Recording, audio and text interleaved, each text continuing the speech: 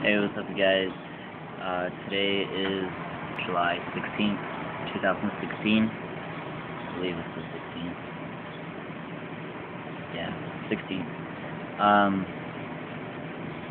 Today I'm going to talk about mainly younger generation transgender people on basically how to start transitioning at such a young age. So I've been getting this question quite a bit lately, and it's basically, where do I start?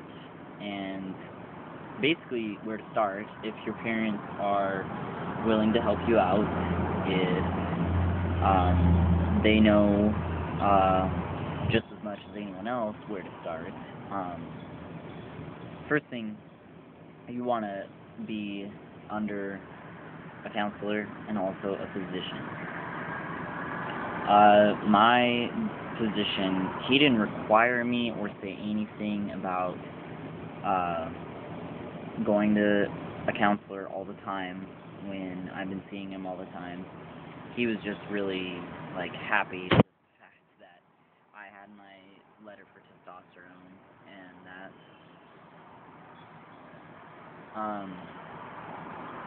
but he was very grateful for that. And I went to my counselor about 5 times until I got my letter for testosterone. And I haven't seen her since I got my letter for top surgery. And that's another thing we're going to talk about for sure. Basically, to start off, talk to your parents. If you're under 16,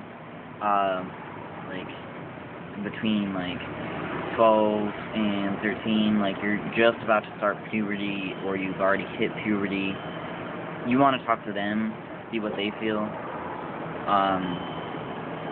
If they're willing to help you, if the state you live in is willing to have you work. The youngest age is, I believe, 14. I know in Idaho it is, but it's very hard to do that. Because I got my job, I left school because I wanted to focus on myself and focus on my transition, and I do not regret that whatsoever.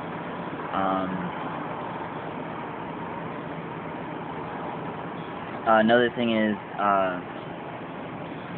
you want your parents to go to a couple sessions with you if they want to. My counselor asked if my mom and dad would go. Obviously, that never really happened.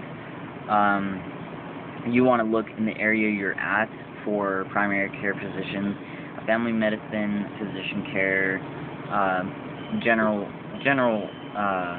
family doctor will definitely take you if they've done their research, if they're willing to. Endocrinologists are way more expensive. That's why it was very hard for me to decide until I talked to one of my friends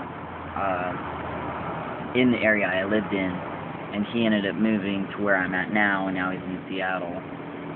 He told me to go to his doctor, and now our doctor is both of our primary care legitimately. I see my doctor almost every 6 months on blood work, checkups, all sorts of stuff like that, how everything's going. So if you get a right doctor and you get a good doctor, you're going to want that doctor to be your doctor for a long time, for sure, unless you move, of course. Obviously, be willing to be patient if you're young. Sometimes parents are a little hesitant. They need to talk to each other about this kind of stuff. They need to talk to you. You want them to be educated as much as you are, for sure. And if they're willing as well.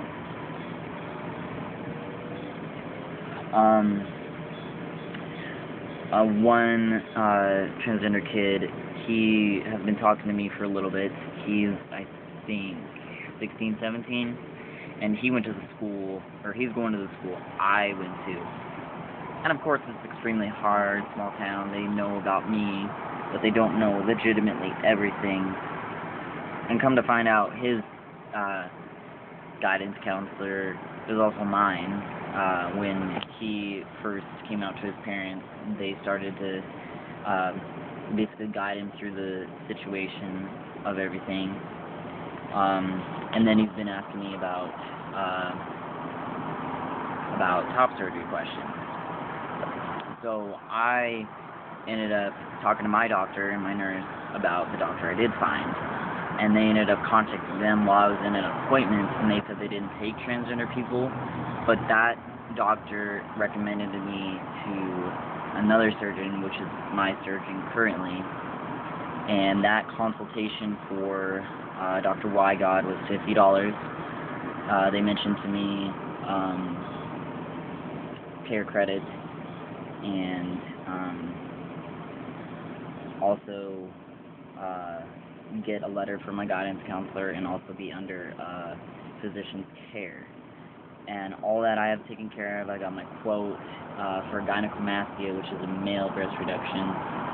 My surgery will only cost about $5,100 unless I have decent insurance or the care credit for sure. My scarring won't be too drastic.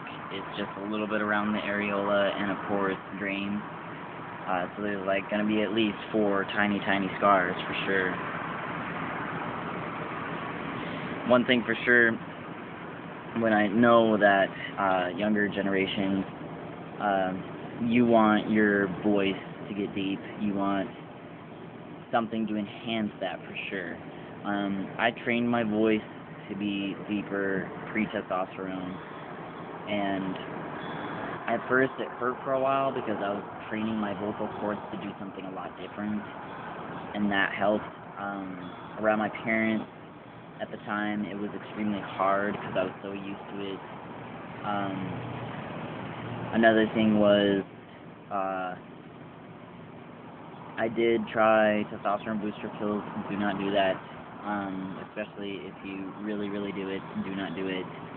It'll not help your blood work. It won't help anything. Very scary for one. You're basically enhancing the testosterone, the normal and the right testosterone levels you want to have. One thing also as well, do not start smoking to make your voice deeper or enhance facial hair either. That is one thing I do not recommend, but I do smoke. Obviously, trying to quit is a tough one. My girlfriend and I have been smoking. She has been cutting back a lot, which is good for her for sure. One thing I did try for enhancing facial hair was Rogaine. It kind of helped. I really haven't seen very much difference. I haven't used it in a while. It's recommended not to use on your face, only on your head, obviously. But one of my friends from California, he used it, and it helped him out a lot.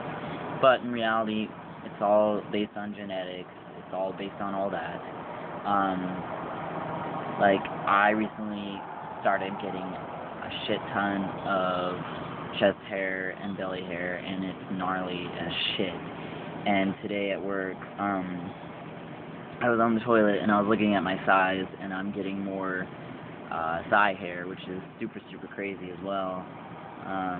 More of my chin hair is getting a lot thicker, more fuzzy, more in line, I guess, not patchy everywhere else.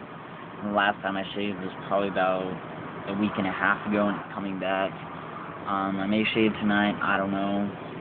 You don't want to really enhance the shaving like every night, because when I shaved, I got a lot of ingrown hairs, a lot of acne. It was just bad. You really want to be careful with that kind of stuff too. You want to know how to shave, how your facial hair even grows. It all just depends on that kind of stuff. And what I will do is I'll make a how to shave correctly video, because I've looked on a couple of trans guys' videos and they just explained how they shave, and the way I'm going to do it is I'm going to actually walk you guys through it, especially the younger guys who hardly have any facial hair, like myself. I'm 21, almost 22, and facial hair has always been a tough thing. My brother, he's still patchy. He gets like a good chin goatee and whatnot, but he's still pretty patchy as well. trying to think of what else. Younger generation. Basically, just talk to your family, talk to your parents. Get a job for sure. Get a part-time job. Start saving money if your parents are very hesitant on paying for it. Look for definitely look for income-based counselors, because my counselor where she was at, it was very income-based, and I had to pay every time I went to a session, and it was about $25 a session. So I paid roughly about $135 for all of my sessions and the testosterone letter. And yeah, like, even just that, I was so surprised at how easy it was and how patient I was, because I thought I wasn't going to start testosterone until I was actually stable enough too. Another thing is, with the name change, talk to your parents. Basically make a list on how much it's going to cost in your area for income-based guidance counselors, how much it is to change your name. It doesn't cost to change your social security card. It does cost to change your driver's license or ID. That's what I did when I was between 17 and 18, about to start testosterone. I wrote down everything that would cost. Obviously, I didn't know how much, like, doctor visits without insurance would work. I didn't know how much testosterone was without insurance. Without insurance, seeing my doctor the first time was $130, and the first vial was $111.